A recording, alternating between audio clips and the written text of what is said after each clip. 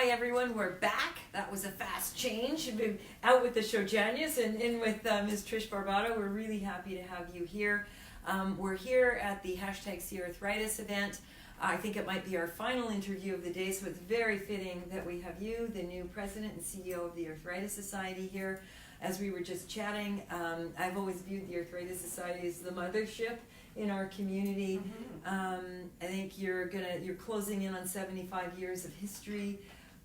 You've been the primary fundraiser charity in our space forever. You fuel and administrate an incredibly vibrant research program. You offer all kinds of cool programs and services to people like me, so thank you for doing that. And you have bricks and mortar coast to coast, and so you're very unique in that.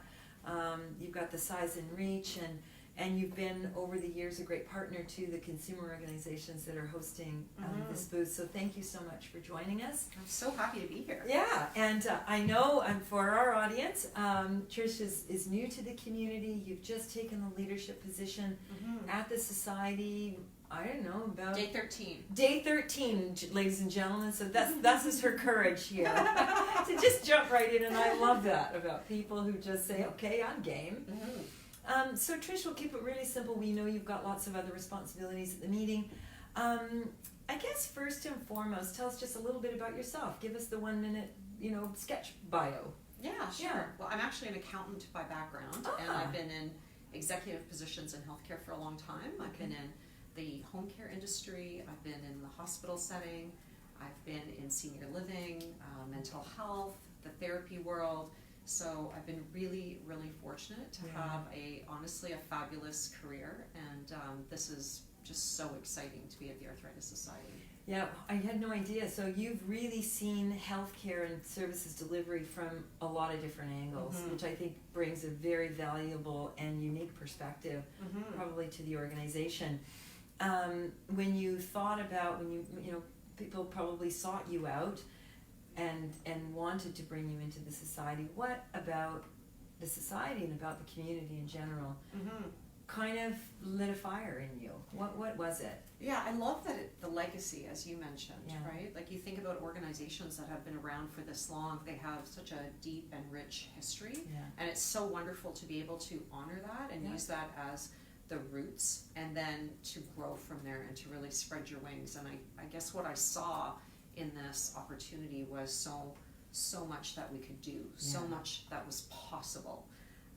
I think, why can't we cure arthritis, every single kind? Okay, our viewers are going to love that, right? that idea. I mean, that to me, I think we should have really big, hairy, audacious goals. Aspirational, why not? Yeah, I think we should be super bold. Yeah. I think we should be thinking about things in the biggest way possible, and maybe we don't get to all of that in our lifetime, but that's, to me, that's what we should be aspiring to, and what I want the Arthritis Society and all of its employees to be aspiring to. Well, I think that people with arthritis in Canada would get behind that, frankly. I think we live with it every day, and if we were, we hear this so much from our own membership, Trish.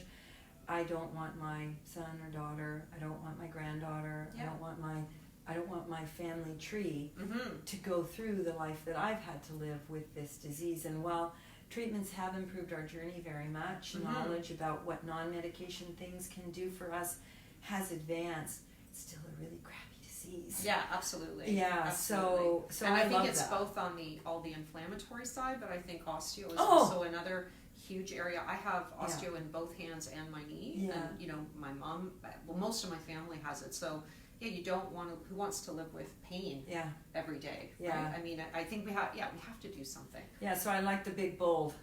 That's my kind of storyline. I love it, and I could certainly jump on that bandwagon for sure. And I know our other members can. When you think about your role in incoming and leadership you can provide, and specifically with the rheumatology community, because we're sitting here.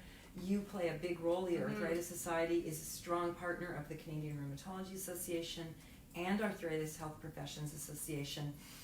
Year over year, you often put your money together, like you did for the research conference, to bring the brightest minds together to do these aspirational goals, and sort of beaver away at their benches, lab benches, and in clinic. to advance science. But when you think about this meeting in particular and these fresh eyes that you have, Trish, what do you see? What do you see in terms of the collaboration, in terms of working with the Canadian Rheumatology Association? Yeah, I see. Not even just all of you. Like yeah. You, okay, thank you. I think. I am trained in design thinking. I don't know if you know what that is. I do. It's like a methodology to put users first.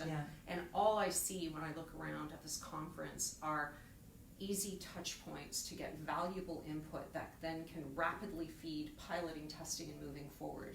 So I see like easy ways to collaborate to raise, like a high tide raises all ships. That's what I see. I see the ability for us to mobilize because there are so many strong organizations already in place. And I've just been really impressed by the level of collaboration already. People have been so kind to me, which is in some ways that's a real harbinger of what is going to happen in the community. And so I've felt really welcomed and really, really supported. And I'm really looking forward to really making something happen. You mentioned that we're a huge fundraiser. You can't do all of this without funds. And the Arthritis Society is a real underdog, I would say, in the philanthropic community. And there's something to be said about philanthropy generally. How do we make people feel really comfortable with giving and knowing that that cause is going to do something good with it? And I think we can strengthen that connection for donors and again, be bolder in our asks of donors and really look at a broader spectrum of who might be willing to give and might be interested in the cause and be interested in what we're trying to do. The amount of, the number of people, the sheer number of people that are impacted, that alone should help us to galvanize around that fundraising effort. And so I'm really looking forward to making that more professional, perhaps is the word, and more methodology and more innovative.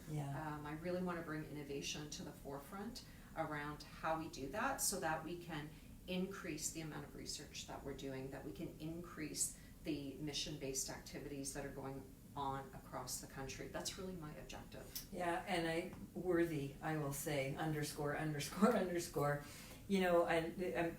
The Tide is High song is now popped in my head. And thank you. I'll be running around in my head for the next week. But I love that as a metaphor. The rising tide of arthritis, and it's true. I mean, it's on many levels.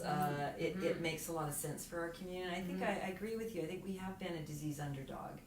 And frankly, as a person living with it for a long time now, I'm tired of being the underdog. I want to be the champ. That's right. We want to hear the champion song and the medals being given out and the wins. So I think what drives that is aspiration. I think you do have to set a big goal and then keep your eyes on the prize the whole time and use, as you say, innovation to drive you towards that objective.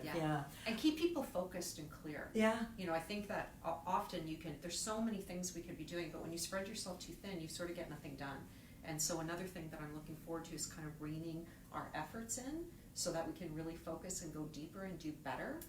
Maybe at fewer things so that we can have the foundation to do more later. And I think people with arthritis in the country, we're looking for maybe not quantity, we're looking for quality effort and true solutions. And there might not be a whole ton of them right at the start, but they do build, solutions do build on one another. And so I want to thank you for coming in. I just love the excitement and I like the vision. And I sense that you're a fairly determined person, Trish, so I like that a lot. I think we all do. And we welcome you to the community. Not that that's our job, but we want... thank you. We're very nice, and we want to make sure that we continue our great collaboration. We know you've got to rush off. We're going to just ask Anita if we've got any quick questions from the audience, and then we'll let you jet to your next destination.